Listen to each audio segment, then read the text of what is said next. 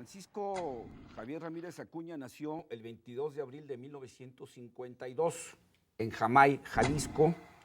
Es abogado por la Universidad de Guadalajara y ha hecho una de las carreras políticas más importantes de Jalisco y dentro del Partido Acción Nacional una de las más importantes a nivel nacional. Fue alcalde de Guadalajara, fue diputado local a muy temprana edad, fue coordinador de los diputados locales del Partido Acción Nacional en Jalisco, fue alcalde de Guadalajara, gobernador, secretario de Gobernación y embajador de México en España. Y hoy nos acompaña aquí para platicar de lo que le gusta y de lo que le sabe, que es de la política. Qué gusto saludarte y estar con todos los que nos ven y Gracias. nos escuchan. De Jamay, en una condición no óptima en términos familiares, económicos, socioeconómicos, a estudiar a Guadalajara, a estudiar Derecho y luego a la política. Bueno, nosotros como la inmensa mayoría de las familias mexicanas, no traemos un soporte económico atrás de nosotros.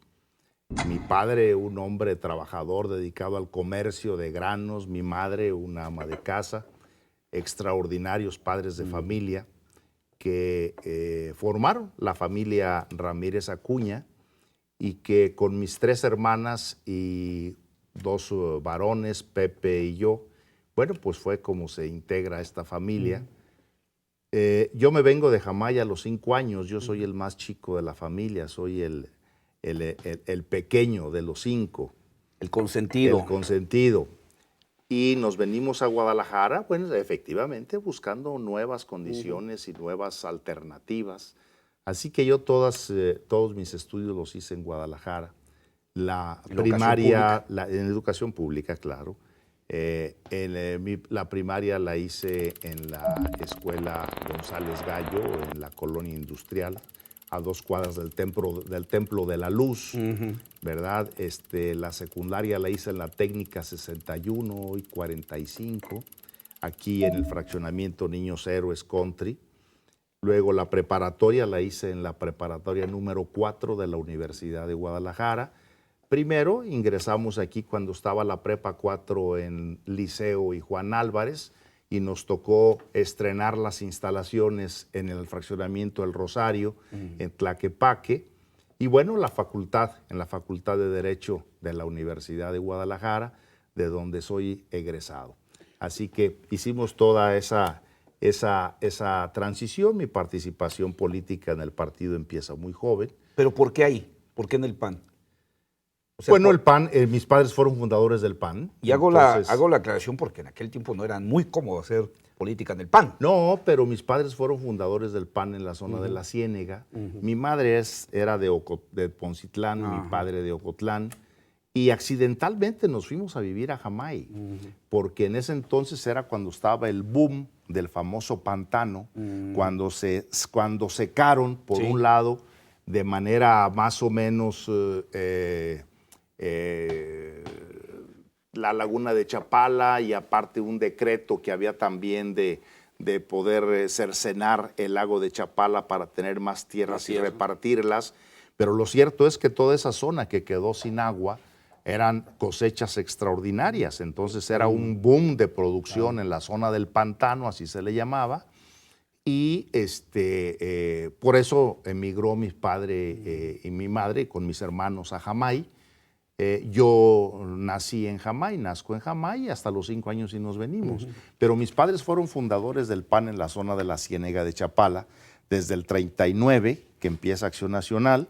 Entonces, bueno, pues en el PAN la tarea que realizaba mi padre, posteriormente mi hermano, ¿verdad? Que desde muy chico, en el año 52, mi papá ya se lo llevó a Pepe a la convención en donde se eligió a Efraín González Luna, candidato presidencial del PAN, nuestro primer candidato presidencial. Entonces, bueno, pues es el tema familiar y además la propia ideología del partido. Había convicción. Pues formó parte forma a ser parte de nuestras propios valores familiares, ¿no? Para quien estuvo ya en un gobierno municipal, estatal y federal, el recordar aquellos tiempos de ser oposición, ¿qué le trae a la memoria? ¿Qué era ser oposición? No, pues muchas cosas. Incluso yo tengo muy buena relación con Guillermo Cosío Vidaurri, es gobernador de Jalisco, y él fue el último que me metió a la cárcel,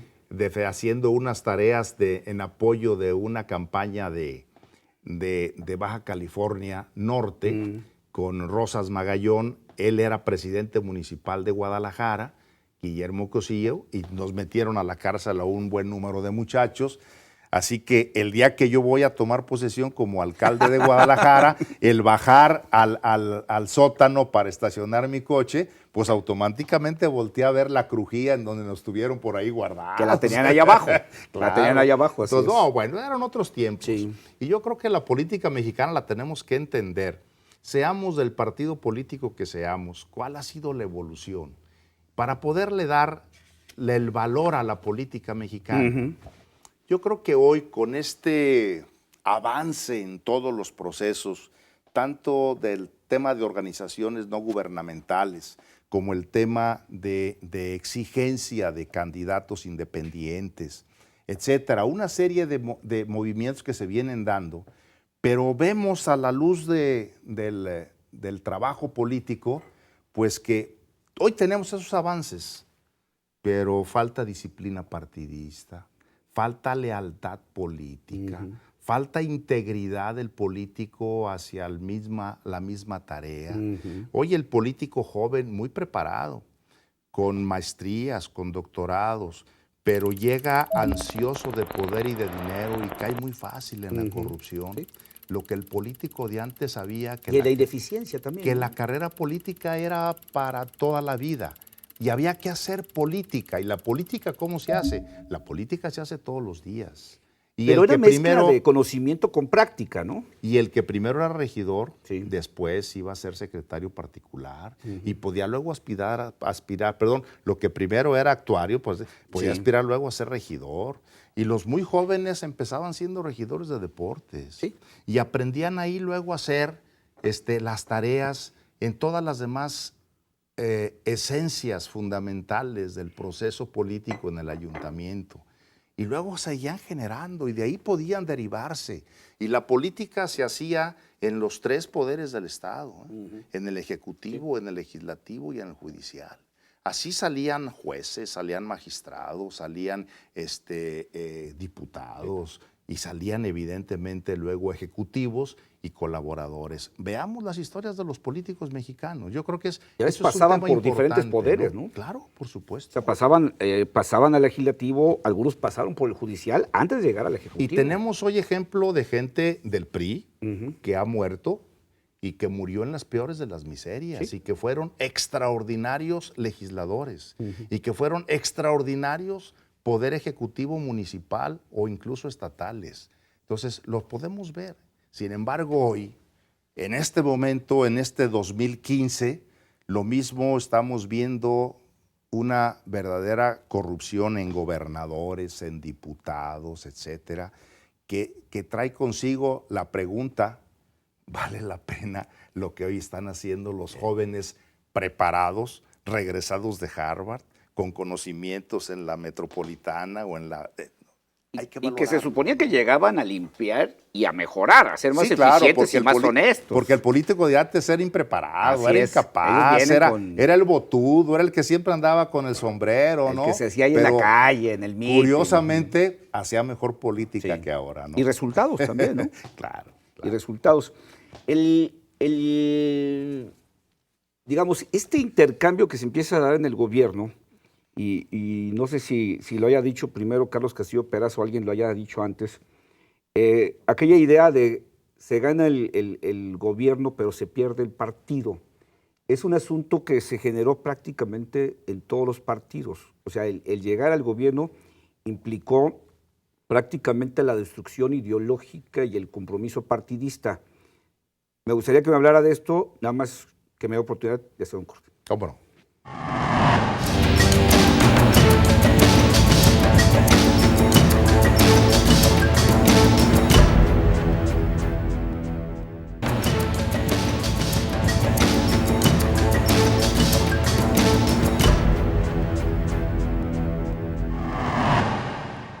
Estoy con Francisco Javier Ramírez Acuña, exalcalde de Guadalajara, exgobernador del estado, exsecretario de Gobernación y exembajador de México en España. Los partidos prácticamente todos se fueron al gobierno y se desbarataron, ideológicamente, políticamente, inclusive en su llegada al gobierno rompieron sus alianzas sociales, sus alianzas ciudadanas que tenían, ¿no? ¿Qué pasó en ese proceso? Mira, yo estoy convencido que la cultura priista nos alcanzó al resto de los partidos políticos. Yo no le llamaría infectar, yo te diría alcanzó la cultura política priista. ¿Por qué? Porque cuando llegamos otros partidos políticos, creímos que íbamos a durar 70 años igual que el PRI. O sea, aquí el cambio va para largo, ¿no? Claro, claro. Dijimos, aquí se acostumbra a cambiar cada 70 años. Los mexicanos son resistentes. Sí, claro. Así es. Entonces, eso hace que llega el PAN y bueno, se dedica al tema de gobierno y olvida la tarea partidista. Y a sus aliados en la Claro, sociedad, ¿no? Por supuesto, al olvidarse de la tarea partidista, dejaste de hacer la tarea en la calle, sí. Llega el PRD también al poder, llega y se olvida de su tarea partidista, ¿sí?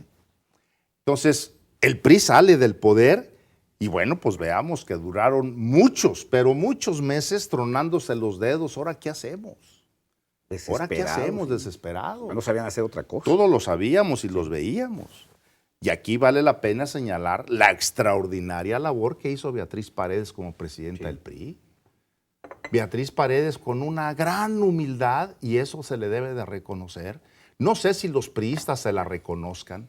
Pues yo que no, la mandaron a Brasil. Porque me da la impresión que la desterraron, y eso me parece injusto. Sí.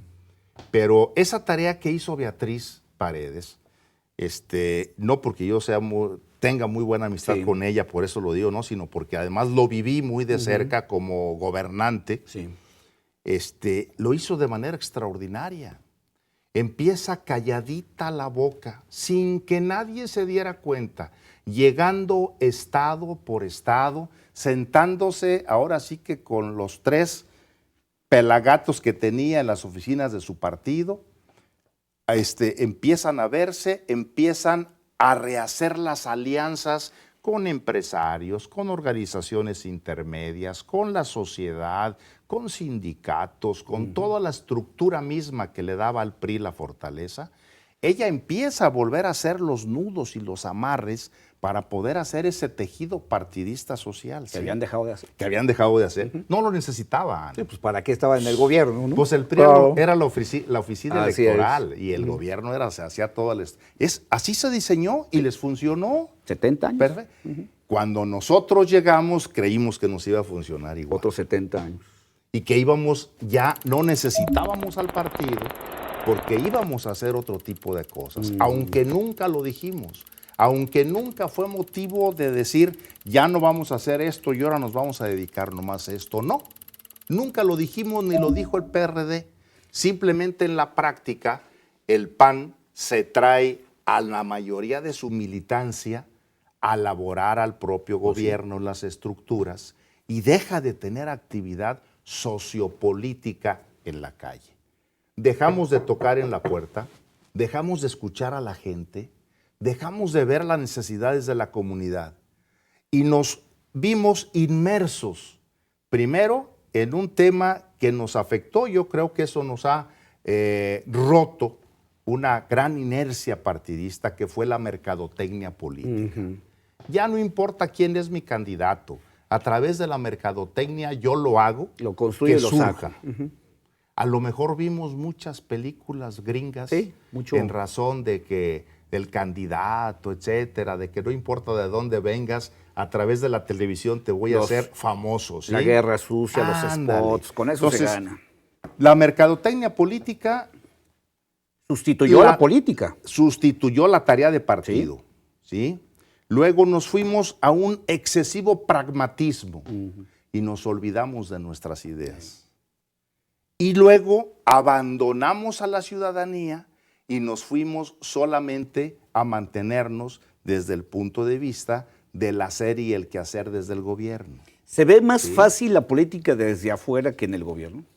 Bueno, siempre los toros se ven mejor desde la barrera. O sea, es muy cómodo ser oposición y decir, no, hombre, yo haría esto, yo haría aquello, pero ya cuando uno está sentado cambia radicalmente. Ve la corrida de toros y vemos como que qué error tan grande comete el torero a la hora de soltarla, pero cuando estás frente al toro ya avienta sombrerazos. Ya no sabes por dónde le vas a meter y cuál es el recorte de la capa, ¿no? Que donde tienes que hacer. No. Sí, evidentemente ese es el trabajo político. Que le pasó tal vez a Acción Nacional en algún momento de pensar desde afuera que iba a ser fácil gobernar. Yo creo que el ser fácil gobernar no, sino que no medimos como partido político el trabajo que debimos de seguir haciendo como partido. Incluso hay un tema que es importante y me gusta mucho comentarlo en algunas pláticas que me invitan a dar, en el sentido de que todo mundo le echamos la culpa a Fox porque no hizo los cambios. Yo creo que no. Ya estando y viendo el ejercicio, yo creo que Fox evidentemente no hizo muchas cosas que debía haber hecho, pero no es el único responsable de no haber hecho los cambios. Yo creo que es responsable Fox, sí, pero es responsable el PAN. El PAN, no hay un documento oficial del partido en donde se le pida al presidente Fox que realice tales o cuales cambios en el poder ejecutivo, legislativo y judicial.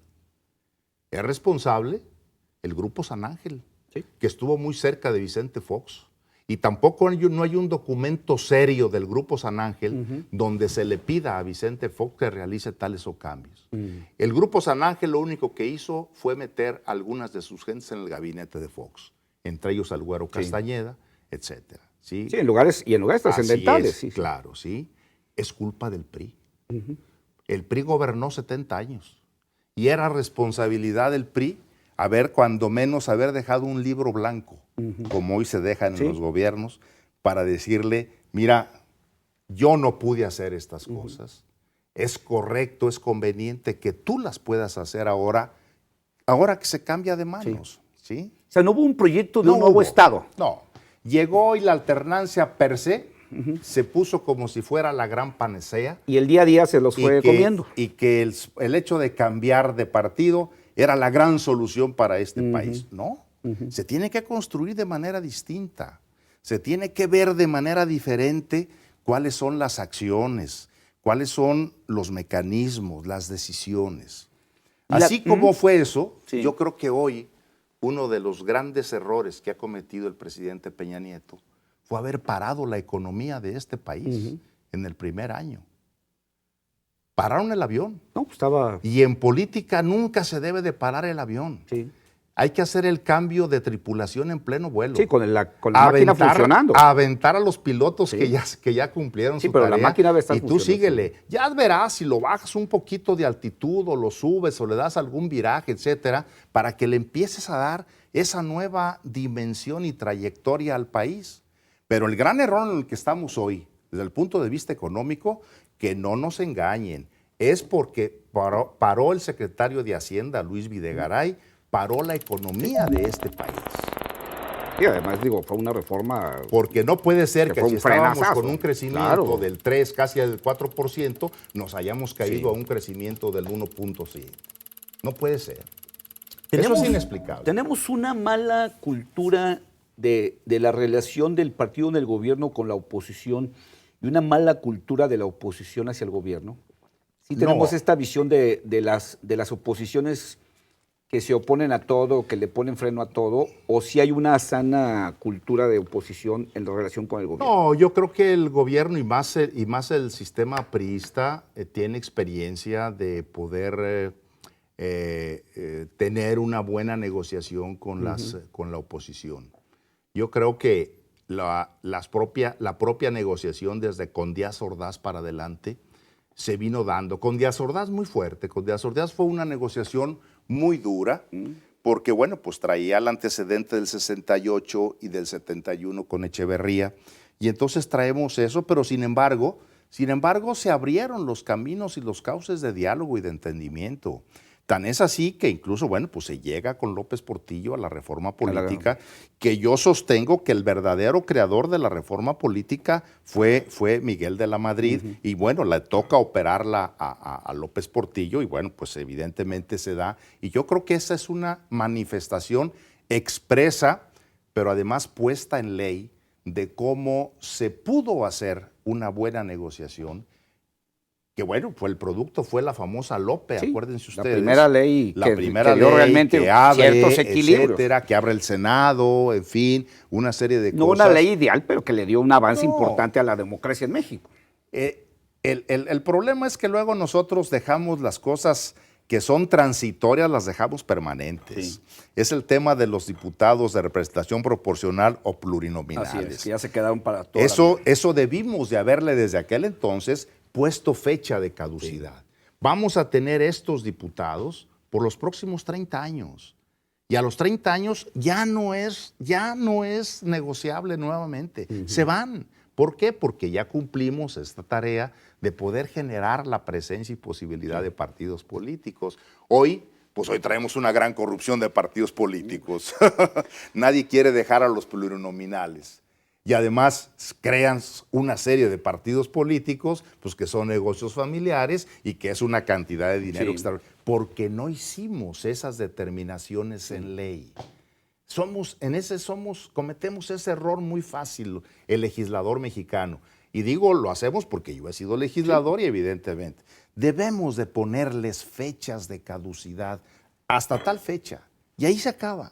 Y entonces generar esas condiciones de reforma y de poder tener una visión más amplia como partidos políticos y como gobierno. Por ejemplo, como este tema de darle a las mujeres un determinado número de espacios en las listas, debería tener esa idea de vamos a llegar hasta tal fecha para generar una nueva condición y que en el futuro cambien las cosas. Mira, yo en lo personal creo que es importante que estén las mujeres. Sí. Tanto en temas administrativos como en temas legislativos, en las mejores y de igualdad de circunstancias que los varones. Pero a mí sí me parece que es una agresión a ellas el que se establezca de que de manera jurídica tiene que ser a fuerza, porque las dejas ahora sí que en estado de indefensión. Sí. Yo no creo que eso porque no hay ningún otro mecanismo que genere que los partidos políticos tengan una gran cantidad, valga el término, de organizar eventos o estructuras para tener muchas lideresas. Qué diferente cuando, y en esto el PRI y el PAN hicimos en nuestro tiempo un gran esfuerzo para generar lideresas.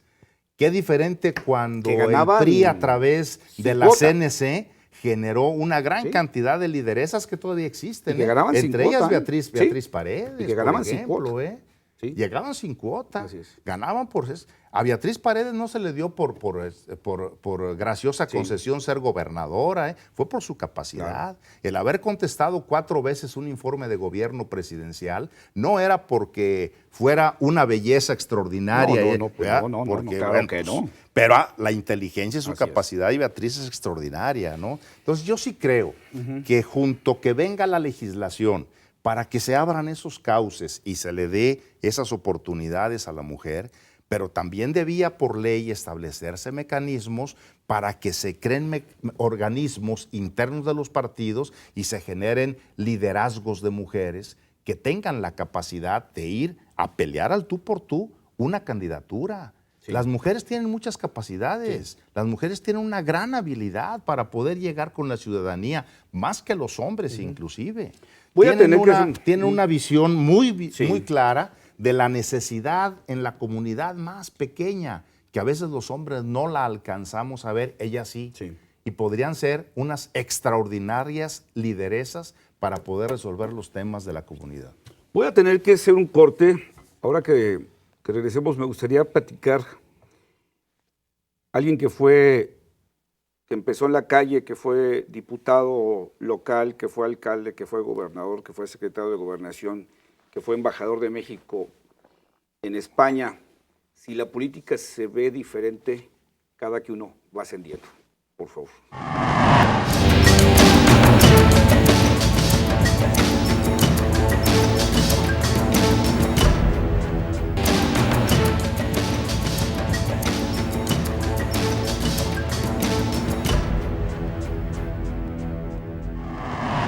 Estoy con Francisco Javier Ramírez Acuña, ex gobernador de Jalisco, ex secretario de Gobernación y ex embajador de México en España. Le preguntaba, conforme uno va ascendiendo en la política, ¿se ve diferente a la política? ¿Va uno más amarrado? ¿Va uno más comprometido? ¿Va uno más atado? Lo ves diferente en los diferentes espacios en los que vas haciendo, en lo que vas teniendo la oportunidad de participar. Estando en el ayuntamiento, ves una necesidad de estar resolviendo las exigencias ciudadanas de manera urgentísimas. No hay mañana. La gente no espera que le resuelvas que no pasó el carretón de la basura hoy, que está la lámpara apagada, que tienes una fuga de agua, que te dejaron basura en la esquina, que hay un bache a la vuelta de tu casa, que no llegó la patrulla, etcétera, etcétera. Esos etcéteras son muy grandes y tienes que verlo. Y ahí ves la política de tú a tú. Y deprisa. Y deprisa. Retomo el tema anteriormente que decía el político de antes. El político de antes sí sabía entender cuáles eran esos niveles. Ajá. El político de hoy cree que la política se va haciendo en razón del cargo. No es cierto. El presidente de la República trabaja con gobernadores, no con el resto de la población. Los gobernadores trabajan con presidentes municipales, no con los barrios. Los presidentes municipales trabajan con toda la ciudadanía de su municipio, no con otras estructuras. El hecho de entender la política en esos niveles, ¿qué te da? La oportunidad de poder resolverle las necesidades a la comunidad. El presidente de la República tiene que habilitarle a los gobernadores los elementos para que el entorno, y por eso hay mecanismos de planeación con gobernadores para saber hacia dónde queremos ir, queremos que vaya el país. Y los gobernadores ya trabajaron con sus presidentes municipales para poder mandar el recurso y tomar las decisiones adecuadas. El presidente de la República estaría difícil que organizara una planeación con los 2.500 presidentes municipales. No, sería una broma. Pues sí, definitivamente. Entonces, ¿qué se requiere? El que podamos hacer esta tarea en el nivel que te vas encontrando. Yo tengo el gusto de verdad, he disfrutado mucho los espacios donde me ha dado la oportunidad la ciudadanía de servirle. El ayuntamiento lo disfruté de manera extraordinaria porque yo andaba en la calle todos los días. A través del PAC, yo estaba en todas las colonias de Guadalajara y las arreglamos. Y los sábados y domingos salíamos a barrer las colonias. Yo, presidente municipal, salía a barrer las colonias. Les entregábamos escobas a los ciudadanos, barríamos las calles, descacharrizábamos toda la zona, pintábamos todas las escuelas, dejábamos en condiciones las unidades deportivas y nos daba la oportunidad de atenderlo. O sea, esto que están haciendo ahora algunos alcaldes nuevos, yo me entiendo con 4 o 5 coordinadores de mi gabinete y mis acuerdos son con ellos. Es un error administrativo que les dice la administración moderna que les va a dar resultados y yo les auguro que les va a dar fracasos. Un presidente municipal tiene que estar atento todos los días de cómo camina. Y cuando anda en la calle tiene que ir reportando la alcantarilla destapada, el árbol caído, la lámpara colgando y que está sin funcionar, el letrero de vialidad que ya se cayó, que hubo un choque hace 2 horas. Eso es lo que tiene que estar haciendo un presidente municipal, además de atender en el escritorio lo que está sucediendo en su propio ayuntamiento. Lo interno. Hoy sé que hay presidentes municipales que no saben cómo anda su cabildo.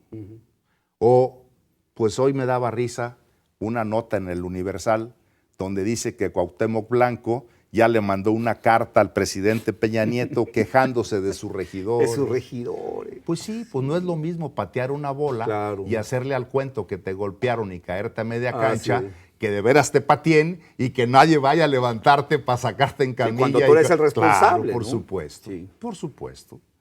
Entonces, En el ayuntamiento tienes esa maravillosa oportunidad de estar con la gente. Como gobernador tienes la extraordinaria oportunidad de planear junto con los ayuntamientos, con los alcaldes, de qué manera vas a desarrollar el Estado. Ahí ya tienes que tener, si antes tenías tu ajedrez de tantas hectáreas cuadradas que es tu municipio, y en el caso que me tocó a mí, 1.200.000 en aquel entonces habitantes de Guadalajara, ese era mi universo. En ese tenía que yo manejarme. Como gobernador me tenía que manejar yo con los 7 millones de habitantes y con los 80 kilómetros cuadrados, 8.000 kilómetros cuadrados que es Jalisco. Eso es lo que teníamos que manejar. ¿De qué manera lo hacíamos? Yo sí soy un fiel creyente de la regionalización.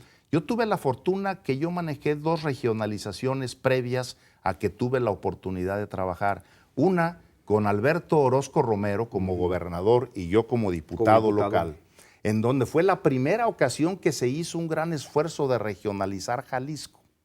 Y la segunda fue con Alberto Cárdenas, que yo era director de Sistecosome, en donde ya se determinó las 12 regiones de Jalisco con las que yo trabajé.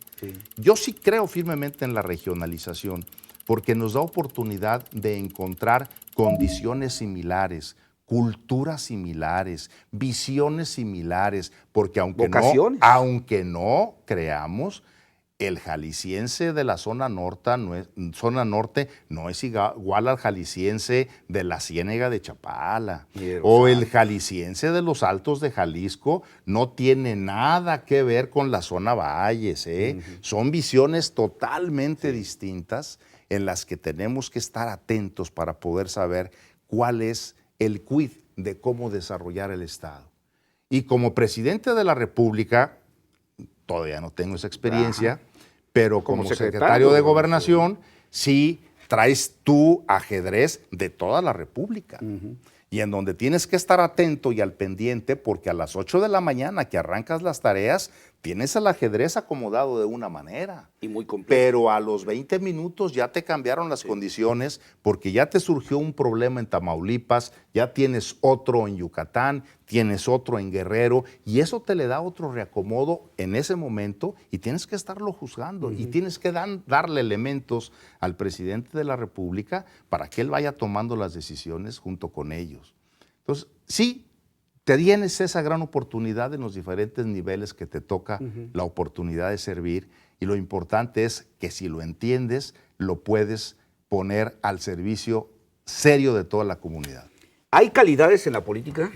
¿En qué sentido calidades? ¿De qué es mejor la política nacional que la estatal o la municipal? Yo creo que depende, igual que cualquier trabajador y cualquier cosa, el que le mete ganas y se pone a trabajar al servicio de los demás, del país, y obviamente con lealtad al servicio de México, le va bien.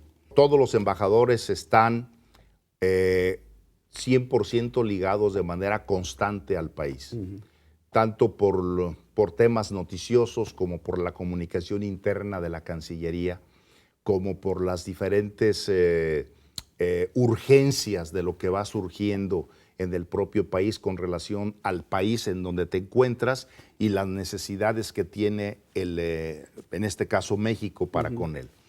En este caso, la oportunidad que tuve de estar en España es una embajada muy intensa, la segunda en términos generales, pero a la postre es la primera por la intensidad con la que trabaja la embajada.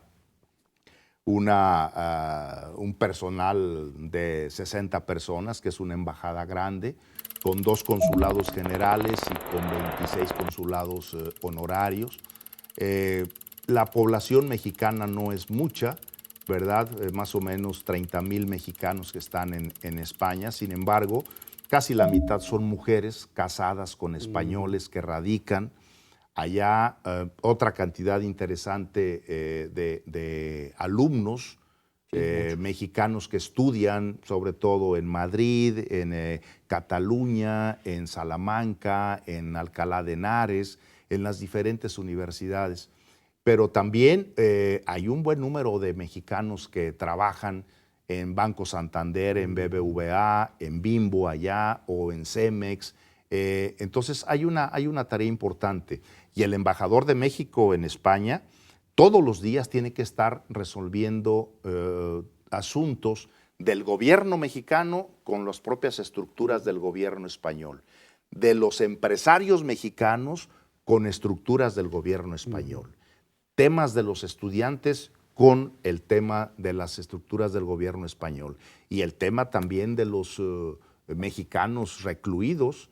Yo cuando llego a España había 305 mexicanos recluidos en los centros de reclusión, había que atenderlos a todos, la protección consular y estar atentos sin que la embajada sea quien lleva la defensa, porque tienen sus defensores, pero tenemos que estar atentos de cómo van los juicios, porque los familiares desde México le están pidiendo información a la embajada y se la teníamos que dar.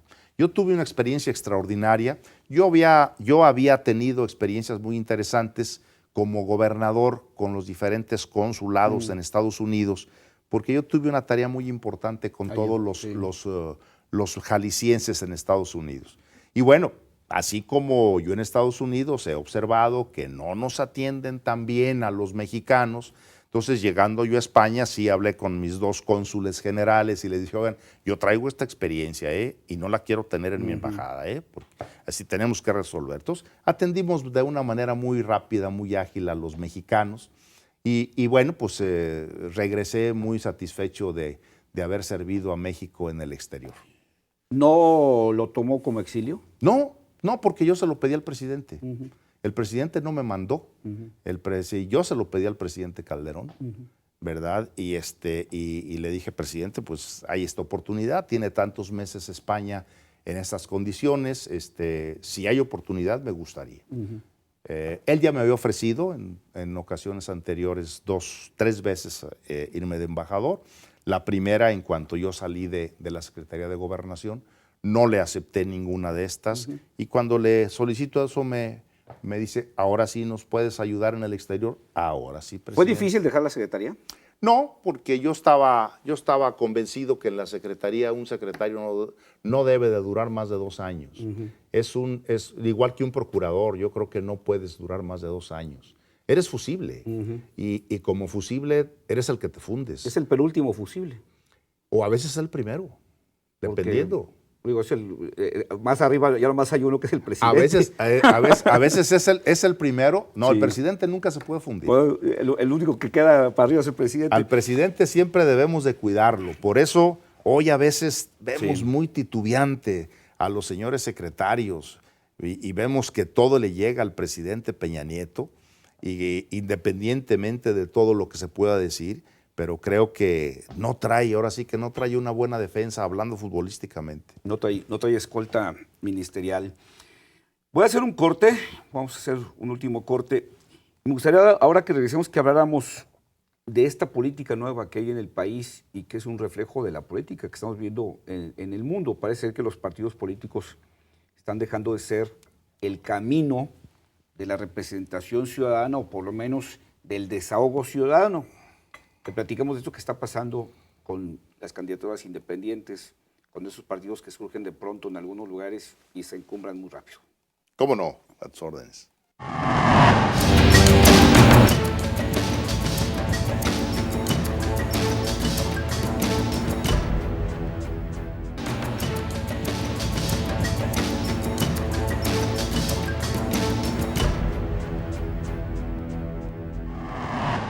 Francisco Javier Ramírez Acuña, está cambiando la política, está cambiando la forma de la representación ciudadana, está cambiando la forma de llegar al poder, está cambiando como se hacía la política antes a como se hace ahora. Hay cambios importantes. Están cambiando los ciudadanos. Estamos cambiando los ciudadanos. Hoy somos ciudadanos más informados, muy inquietos. Nos estamos volviendo más intolerantes, queremos soluciones muy rápidas los ciudadanos. Y bueno, la autoridad no camina al mismo nivel, al mismo ritmo. Entonces, incluso ni el tema de recursos. quisiéramos que en cuanto pedimos que se nos resuelva un tema, se nos resuelva dentro de las 12 horas siguientes, 3 horas siguientes. Ojalá y algún día llegáramos a eso. Y eso hace que genere condiciones de molestia en la ciudadanía. Yo creo que mucha molestia esto es explicable o es entendible, pero creo que también hay otra en la que sí el ciudadano viene teniendo una mayor exigencia que la que se tenía.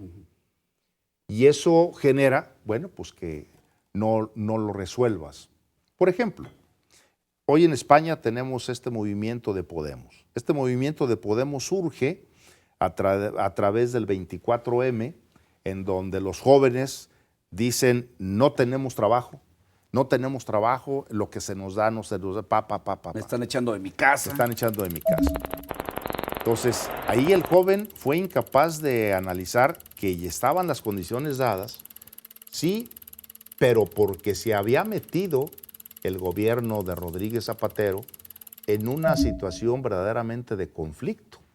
Por darle satisfacción de ese 24M hacia atrás a esos mismos muchachos, endeudó exageradamente al país. Cuando ya tuvo que pagarse para poder cumplimentar ese estado de bienestar, entonces empiezan a surgir los problemas. Presumían que era el mejor país para nacer. Claro. Entonces, estos jóvenes, sí, con doctorados, muy preparados los muchachos, ¿verdad? Muy preparados, dijeron, no, a mí no me des explicaciones, a mí dame respuestas y necesito trabajo para poder resolver mi tema. ¿Sí?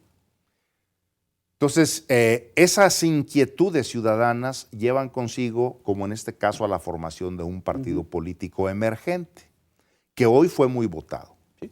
Fue muy votado y trae 69 diputados ya en esta condición, tercera fuerza. Eso yo creo que va a venir pasando en todo el mundo. Yo sí lo observo, y lo digo con toda honestidad, yo sí observo que hay toda una campaña bien orquestada. No me atrevo a señalar por quiénes, pero sí la veo muy orquestada para agredir de más a los partidos políticos y a los propios políticos. Para que el partido político como organización y al político como ejecutor de las tareas políticas se vea cada día más demeritado en su quehacer y en su hacer frente a la ciudadanía. Recordemos que el tema de los candidatos independientes, pues ya los hemos tenido en México. Anteriormente se formaban clubes políticos en cuanto salía la convocatoria para elecciones trianuales o sexenales o cuatrianuales, cuando había cuatrianuales. Se formaban esos clubes políticos que eran auténticos partidos políticos y que solamente vivían el tiempo de la elección. Así se organizó el propio Almanzar en su momento. Sí, así se organizaron candidatos de los más. partidos que se surgieron. ¿Sí? Así es. Sí, no es nuevo para nosotros tampoco. No es nuevo para nosotros. ¿Y cuál fue la relación? No funcionó. Esa es una pregunta. No funcionó. Esa es una pregunta. ¿Tienen futuro esos movimientos? Yo creo que no, honestamente no creo. Por ejemplo, tenemos el caso griego de un presidente que llega ofreciendo que no va a pagar la deuda externa y que va... Te lo pongo más cerquita, no nos vayamos hasta Grecia. La ciudadanía observó que los panistas no le dimos resultado y lo que hizo fue ya no votar por nosotros. Sí, rápido. Nos castigó y con justa razón. Sí. ¿Y qué tal? ¿A quién va a castigar cuando vea que el Bronco no le va a funcionar? No hay marca, ¿no? ¿A quién va a castigar? Sí. ¿Al nuevo que venga como, ¿A otro independiente? ¿Como otro independiente?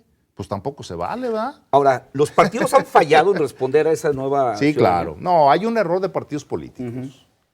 Por supuesto que los partidos políticos hay un error, pero también hay error de la autoridad. Y hay un error de la autoridad porque se ha dado excesivo dinero a los partidos políticos. ¿Y qué ha hecho esto? Que se tiene una excesiva burocracia en los partidos políticos. Yo estoy seguro que con el 50% de lo que hoy se les da, vivirían bien los partidos políticos. Hoy la política mexicana es muy cara. Y bueno, pues si se le da mucho dinero a los partidos políticos, bueno, pues también las televisoras particulares pues tienen que cobrar bien sus intervenciones, ¿no? Su parte. Lógico. ¿A poco nomás al otro se los va a llevar? Pues dijeron que a todas, como dijo la monjita, ¿no? Y ahí están todos peleándose los tiempos. ¿Verdad que sí? Claro. Los tiempos en los programas y los Entonces, noticieros. yo creo que hay que rebajarle de manera... Yo me iría incluso al 40% de lo que hoy se le dan a los partidos políticos, ¿verdad? Para que los partidos políticos trabajen y trabajen con toda claridad y con honestidad. 1. 2.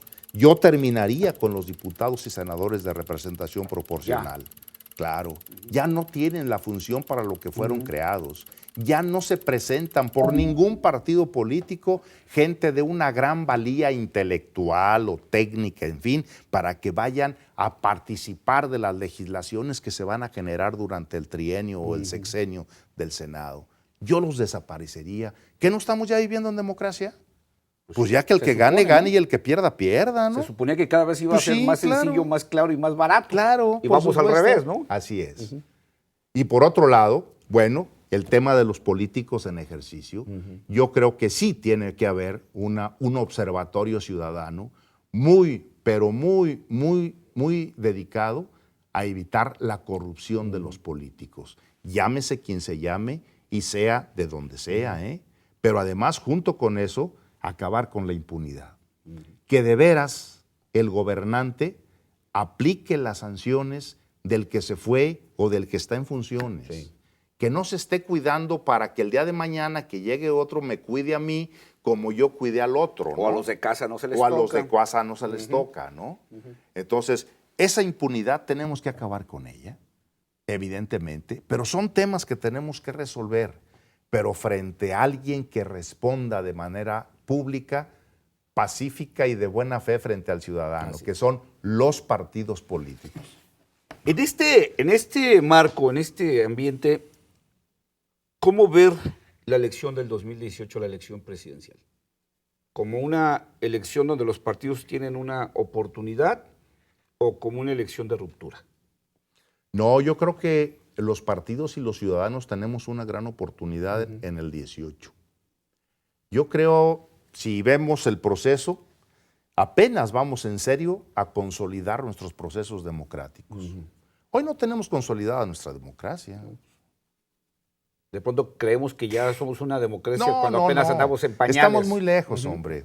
¿A poco en las escuelas no sigue habiendo el dedazo del director? ¿Quién va a ser el presidente de padres de familia y el representante concejal? En las organizaciones empresariales, ¿no? Pues ahí también tiene que haber democracia, para que vivamos nuestra democracia, ¿sí? En todo en todo el ambiente social. El tema sindical. El tema sindical. ¿A poco no? Pues, bueno, pues digo, tampoco no seamos ilusos. Sí. Las elecciones, desde el punto de vista de puestos públicos, sí, hemos venido transformándolo y ahí vamos. Yo creo que hasta ahora es cuando vamos a entrar a una consolidación de los procesos democráticos en este país.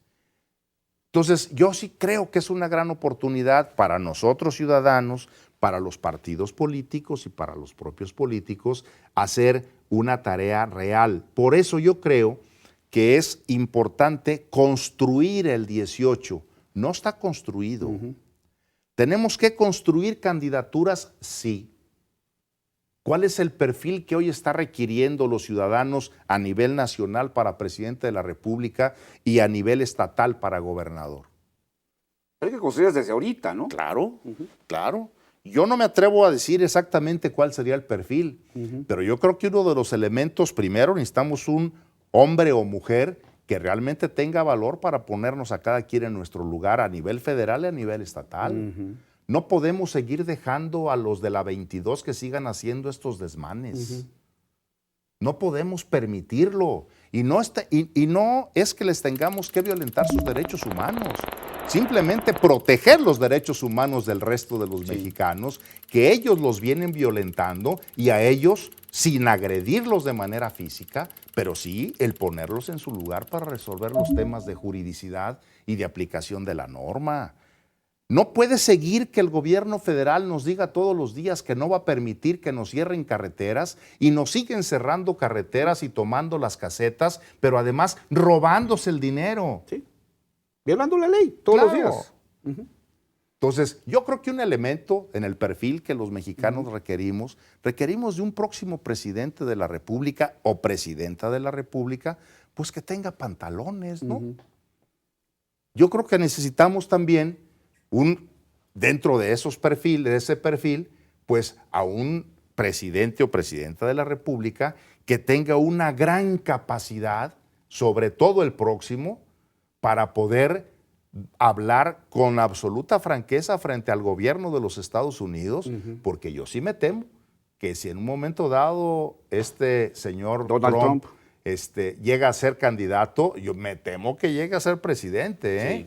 Entonces, tenemos que preverlo los mexicanos, porque esos 30 millones de mexicanos que tenemos en los Estados Unidos, ¿Van a padecer? o de hispanos, no, tenemos que cuidarlos, tenemos que protegerlos. Lamentablemente me queda un minuto. Qué barbaridad, ¿y por qué tan pronto? Pues así son aquí. Me tienen muy limitado. Y no hay manera de que Pedimos una hora más como los mariachis.